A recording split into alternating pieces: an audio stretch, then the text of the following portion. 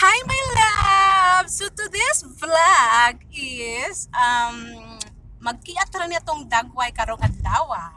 So dili sa ta mag-workout karon my loves ha. Tan-awa gud ni my loves. Oh, gwapa kay ko my loves. Oh, di ba?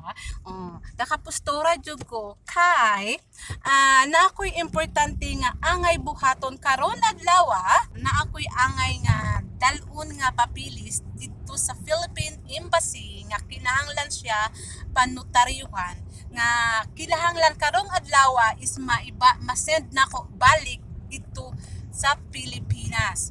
So okay, so I will try to vlog inside in the Philippine Embassy kung pwede ba nga mag-vlog dito kung unsa ang ilang mga proseso kung mag-process mo sa papilis just in case nga muari mo sa New Zealand, like for example if you are planning to visit here in New Zealand, tapos if you have problem in your papers, sayon ra ninyo pangitaon kung asa dapit ang Philippine Embassy. So my love, ubani ko ninyo karong adlaw nga mga tuta sa Philippine Embassy. Okay? See you! Hi my loves! Welcome back to my channel of blessing.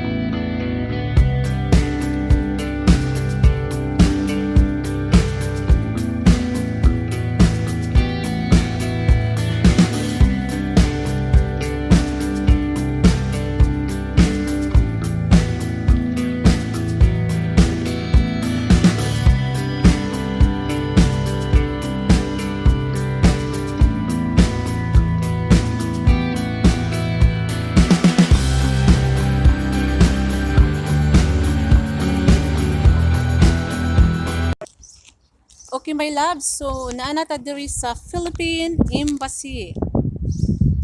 Kana siya, kita mo ana nga building. Muna siyang Philip sulod na ta. Mao ni ako ang papilis nga angay na akong papirmahan dito. Ali manood na ta. So hopefully mosugot sila nga mag-vlog ko dito sa sulod.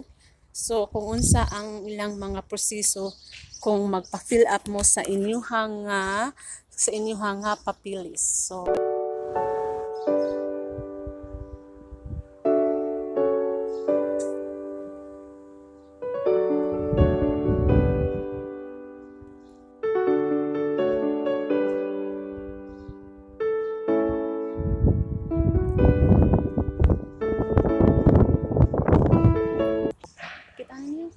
okay, so karon my loves, ubani ko sa sulod kay na ako'y magpanotaryo ko sa akong papilis. Ali.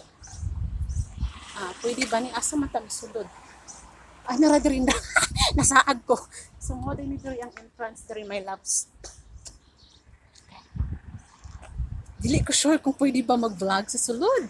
So hopefully okay lang nila. Muna siya. Ang Philippine, muna siya ang building sa Philippine Embassy. Okay?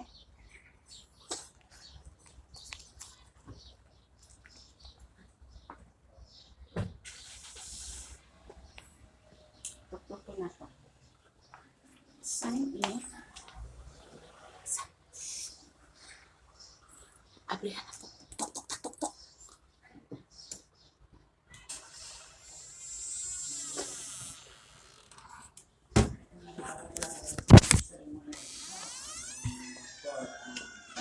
Hi, good morning. Hello. Hello. Ano siya yung passport? Ay, ano po, magpanotaryo po ako. Oh, tayo. Oo. Oh, diyan ako. Opo lang. Kasi mauna ni ang sulod rin sa Philippines. Kita mo. Ako lang yung dala ko. Hindi ka yung photocopy namin. May cash na kayo, ma'am. May cash kayo dala. Hala, cash lang pala. Cash tayo. Itanong mo kung ilang piraso yung Teka. Teka, may love. wala naman na. Dali mo po.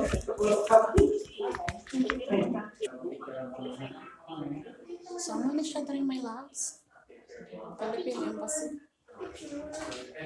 Ano ang sulod sa ilahang opisina. It's more fun in the Philippines.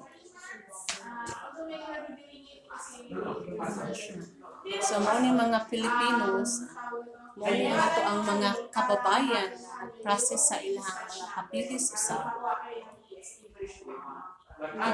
Dito mga 2 o'clock or 3, depende kung dali ma-release ang ako ang notaryo. So my loves, mao ni diri ang sulod sa Philippine Embassy. Okay. So, ano siya diri? Nindot sa? Ano siya na nag-ari? Meet the kababayan. Kababayan po natin dito sa nagwo-work sa Philippine Embassy. Yan, mga aplikante din sila yan, mga aplikante. So, hindi masyadong busy ngayon. Yan po ang mga kababayan natin dyan. Nagtatrabaho sila. Mga kababayan natin, mga my loves. So, sayon ra kaayo. So, kung naamay mga papilis nga angay papirmahan, maari lang mo sa Philippine Embassy. So, kinahanglan kompleto ang inyong mga dokumento nga para dili na mo magbalik-balik. So, ang importante, kinahanglan na amoy Philippine passport. So, mao yun ang importante kung naamari mo sa Philippine Embassy. Dalon ninyo ang Philippine passport ninyo nga nagmatuod nga Pilipino, jud mo. Okay? So, sayon ra so kung paano mag-process sa inyong mga papilis kung may mga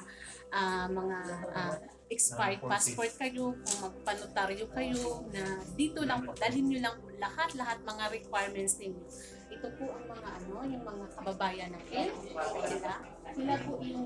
Sila po yung mag-entertain sa inyo kung may mga problema kayo, kung may mga need nyong asikasuhin, sila po yung mag-asikaso sa inyo. So mga kababayan natin dito, my loves, ito po, mababait po sila dito, mababait.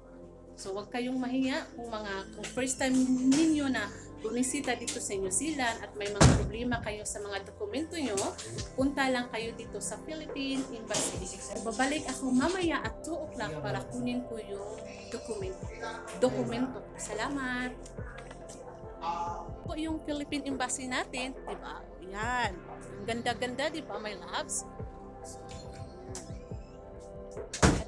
Ito po ang ato ang kababayan, isa sa trabahante dito sa Philippine Embassy. Okay, my loves, let's go na. Babalik pa ako mamaya alas 2 o'clock. Ako sa Philippine Embassy, kukunin ko na po yung dokumento ko po. So, nandito na po tayo. Kukunin na po natin yung yung papilis ko po. Ang bilis-bilis po ng proseso nila, my loves. Grabe, ang bilis-bilis talaga. Akala ko nga aabot pa ng mga 2 hours or 3 hours, pero tumawag din sila sa akin na pwede ko na daw kukunin yung dokumento ko. So, alika, pasok tayo ha.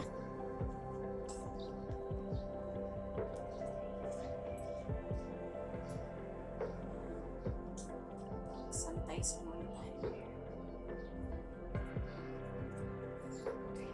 Sanitize muna tayo.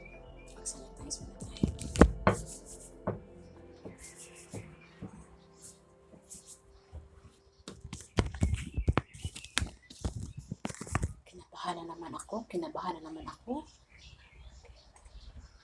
Takbo na to.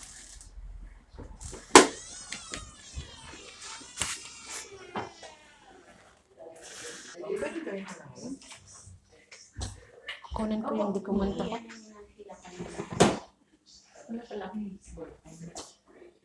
At ngayon, medyo busy na sila, my loves. Marami ng mga kababayan natin nagpunta na dito para makasikaso sa kanilang mga papilis.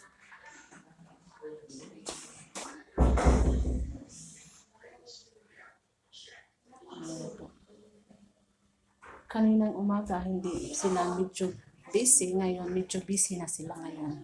So, na-timingan dito na ako ganina nga dili busy. Karon busy na yun sila. So, marami na pong mga kababayan natin dito sa Philippine Embassy na nag-asikaso sa kanilang mga papilis. Ano yung yung papilis ko, yung pinanotaryohan ko kanina. So, nakuha ko na. So, ngayon, my loves, magpaalam muna tayo sa kanila. Ang bilis-bilis ng proseso dito, promise. Hindi ka matagalan talaga. Yun na po. Okay, salamat. Salamat. Ayan, my loves, nakuha ko na yung papilis ko, yung papel na Hi, good afternoon. Ito mga kababayan natin. Yan. Ang bilis talaga proseso dito, my loves, ha? Yan. So, marami.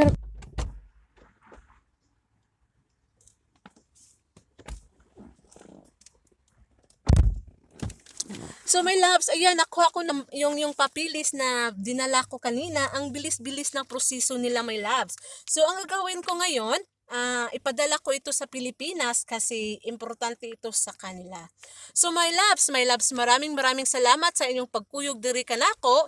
So, wala pa na any suggestions, comments, just write it down below, my love. Kung ano ang nasa puso nyo, kung ano ang nasa isipan nyo, sige, ilabas nyo yan. Comment down below and don't forget to subscribe my channel.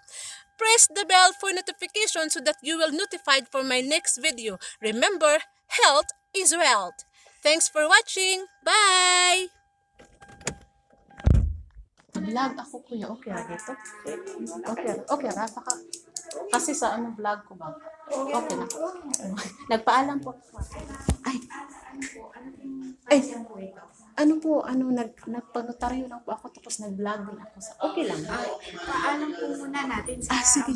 Ano po ba yung vlog na yan para sa ano? Ano lang po sa channel ko po, para yung mga bisita, for example, may mga turista tayo galing sa Pilipinas, tapos kung magka-problema sila sa mga papilis nila, tapos alam nila paano magpunta sa Philippine Embassy. Ako, tanong ko muna po sa boss namin. Okay. Ma'am, kasi Sorry. ako, kasi government, kasi ito, oo nga. agency po Teka. ito, ma'am. Ha? Oh, Kasi sige. Okay lang po, wala naman po nikuhan.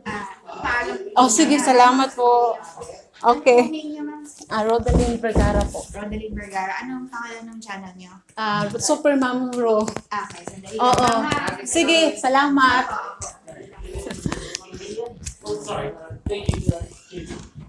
Ayan po, my love. So, nagpaalam po muna sila sa kay Busing nga kung pwede ba tayo mag-vlog. Kung dili ka pwede mag-vlog, ato na lang ni siyang i-delete. I-iris na lang nato. Okay. Gikulbaan jud ko ganina, my loves. As in, nakulbaan jud ko kay abi na ko mapriso na ko diri. Akala ko makulong ako. So mabuti na lang pumayag si Philippine Ambassador, yung ambassador natin dito sa Pilipinas na pumapayag siya na magba-vlog ako dito. So at ako kanina, my loves, akala ko ipakulong nila ako. Pirmahan ko sa ating mahal na embahada. I mean yung mahal nating ambassador or ambassador, anong tawag dyan? Ambassador?